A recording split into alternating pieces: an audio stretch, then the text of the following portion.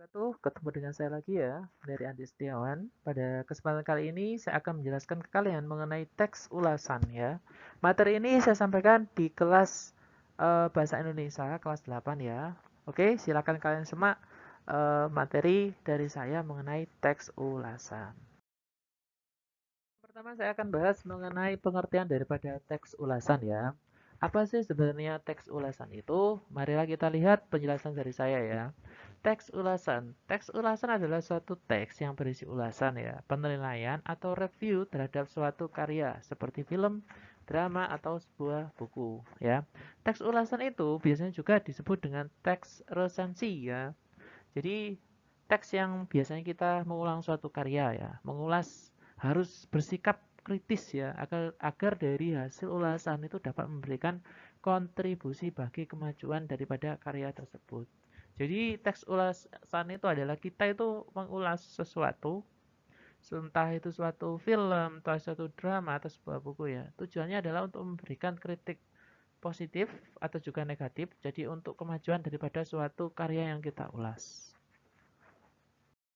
Ulasan juga dapat disebut sebagai review ya. Ulasan itu pada umumnya ditulis dalam bentuk artikel, sehingga teks ulasan itu dapat disebut sebagai artikel ulasan ya. Ulasan merupakan teks yang berfungsi untuk menimbang, menilai, dan mengajukan kritik terhadap karya atau peristiwa yang diulas tersebut. Pendapat ini disampaikan oleh Gerard dan Wicknell tahun 1994 dan juga oleh Hyland dan Daheny tahun 2009. Oke, selanjutnya yang saya akan bahas yaitu mengenai tujuan daripada teks ulasan. Jadi teks ulasan itu memiliki beberapa tujuan. Yang pertama, menunjukkan pandangan atau penilaian penulisan resensi terhadap suatu karya. Memberikan informasi kepada publik tentang kelayakan yang dimiliki suatu karya. Membantu pembaca untuk mengetahui isi suatu karya. 4. Memberikan informasi kepada pembaca tentang kelebihan dan kekurangan karya yang diulas atau diresensi. Nomor 5. Mengetahui perbandingan karya tersebut dengan karya lain yang sejenis. Nomor 6. Memberikan informasi yang komprehensif terhadap suatu karya. 7. Memberikan tahu dan mengajak suatu pembaca untuk merenungkan, memikirkan, dan mendiskusikan masalah yang terdapat dalam suatu karya. Selanjutnya itu memberikan pertimbangan kepada pembaca apakah suatu karya tersebut pantas untuk dinikmati atau tidak. Memudahkan pembaca dalam memahami hubungan suatu karya dengan karya lain yang serupa. Memberikan pertimbangan bagi pembaca sebelum memutuskan untuk memilih, membeli, dan menikmati suatu karya. Jadi itulah adalah beberapa tujuan daripada teks ulasan ya pada materi kita hari ini. Selanjutnya yang saya akan bahas adalah mengenai ciri-ciri daripada teks ulasan ya. Ciri-cirinya yang saya tulis di sini ada 3. Yang pertama adalah strukturnya terdiri atas orientasi, tafsiran, evaluasi, dan rangkuman. Yang kedua, memuat informasi berdasarkan pandangan atau opini penulis mengenai suatu karya atau produk. Yang ketiga, opininya itu berdasarkan fakta yang diinterpretasikan atau ditafsirkan memiliki nama lain yaitu resensi. Nah, sekarang saya akan bahas mengenai struktur daripada teks ulasan. Struktur daripada teks ulasan itu ada 4. Apa saja? Yang pertama ada orientasi, ada tafsiran, ada evaluasi, kemudian ada rangkuman. Yang pertama yang akan saya bahas yaitu mengenai orientasi. Apakah orientasi itu? Orientasi merupakan bagian pertama yang menjelaskan tentang gambaran umum sebuah karya, baik film, drama, maupun sebuah buku yang akan kita bahas. Bagian orientasi ini akan memberikan penjelasan kepada pembaca mengenai apa yang akan kita ulas. Yang nomor 2 adalah tafsiran. Apakah tafsiran itu? Tafsiran merupakan bagian yang berisi penjelasan secara detail mengenai sebuah karya yang akan kita ulas. Misalnya berisi tentang bagian-bagian suatu karya, keunikan, keunggulan, kualitas, dan sebagainya. Selanjutnya nomor 3 adalah evaluasi. Apakah evaluasi itu? Evaluasi merupakan bagian yang berisi pandangan dari pengulas mengenai hasil karya yang diulas.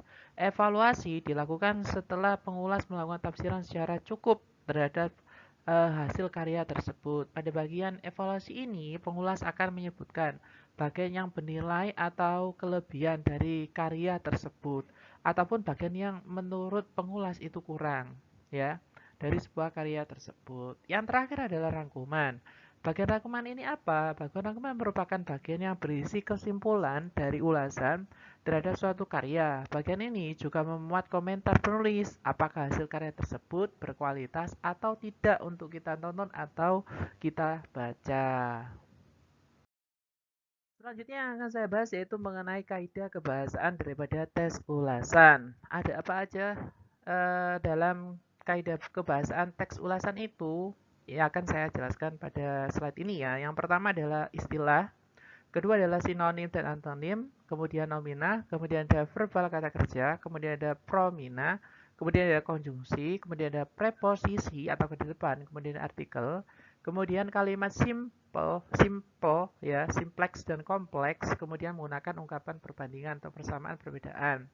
Menggunakan kata kerja material dan kata kerja relasional ya, menggunakan kata kerja material dan juga kata kerja relasional. Oke. Selanjutnya yang akan saya bahas yaitu mengenai jenis-jenis teks ulasan. Yang pertama adalah teks ulasan informatif. Apa itu teks ulasan informatif? Jadi teks ulasan informatif adalah suatu jenis teks yang berisi gambaran singkat padat dan umumnya itu mengenai suatu karya. Resensi jenis ini tidak menyampaikan isi karya secara keseluruhan, namun hanya memaparkan bagian yang penting saja dan menekankan pada kelebihan dan kekurangan karya tersebut. Kemudian teks ulasan deskriptif. Resensi jenis ini berisi gambaran detail pada tiap bagian suatu karya. Teks ulasan ini biasanya dilakukan pada suatu karya fiksi untuk mendapatkan gambaran jelas tentang manfaat, pentingnya informasi, dan kekuatan argumentatif yang dituangkan penulis pada sebuah karya. Ya.